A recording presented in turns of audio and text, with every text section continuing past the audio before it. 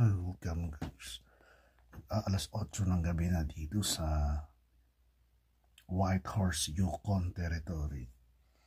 Pero ito pa yung araw. Tingnan. Taas na taas pa yung araw. Alas 8 na ng gabi. Kakaiba, di ba? Sa Pilipinas may ganito pang alas 8 ng gabi. Ito yung liwanag.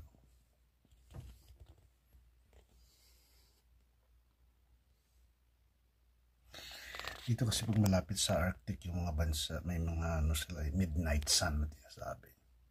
Dito makikita may mga midnight sun dito. Kasi malapit na to sa Arctic. Itong Whitehorse, Yukon Territory, Canada. Alas 8 ng gabi, ito yung itsura. Maliwanag masyado. Paano nakakatulog? Paano? A ver. Ang tirik-tirik pa ng araw.